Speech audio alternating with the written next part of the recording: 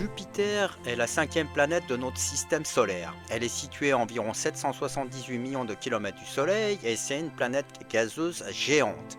Elle est surtout connue pour sa fameuse tache rouge. Jupiter et sa grande tache rouge en quelques chiffres. Jupiter est la plus grande planète du système solaire, voici quelques données impressionnantes. Son diamètre équatorial est d'environ 139 820 km, soit plus de 11 fois celui de la Terre.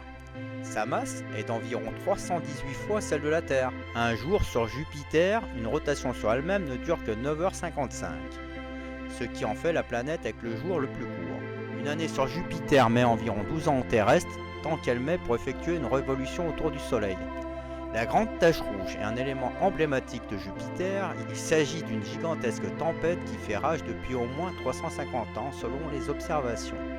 Cette tempête fait environ 16 350 km de large, assez pour engloutir plusieurs fois la Terre. Cependant, elle diminue en taille depuis les observations du 19e siècle et les scientifiques surveillent cette évolution. L'atmosphère est la composition interne de Jupiter. Son atmosphère. Jupiter est principalement composé d'hydrogène environ à 90% et d'hélium environ à 10%. On y trouve aussi des traces de méthane, d'ammoniac, de vapeur d'eau et d'autres composés. L'atmosphère est organisée en bandes nuageuses colorées alternées dues à des vents violents soufflant dans des directions opposées. Ces bandes ainsi que la grande tache rouge sont visibles même avec des télescopes amateurs.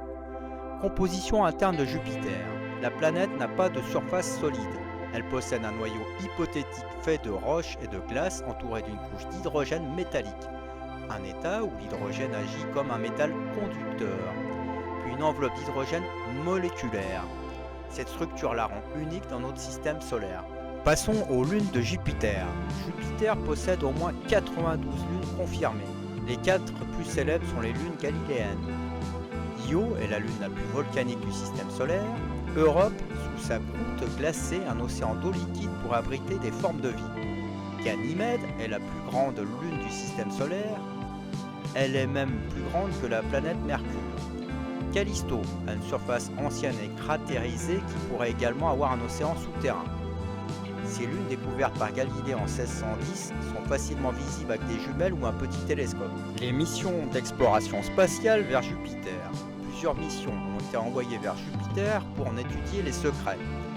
D'abord Pioneer 10 et 11 dans les années 70 avec les premiers survols de Jupiter. Voyager 1 et 2 en 1979 ont révélé les détails sur ces lunes et sa grande tache rouge. Galileo, 1995 à 2003, est un orbiteur qui a étudié Jupiter et ses lunes en détail. Juno a été lancée en 2011, cette mission spatiale est toujours en activité, elle se concentre sur l'atmosphère, le champ magnétique et l'intérieur de la planète. Observer Jupiter avec un télescope amateur.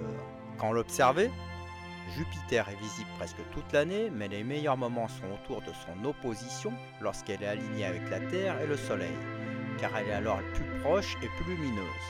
Comment l'observer?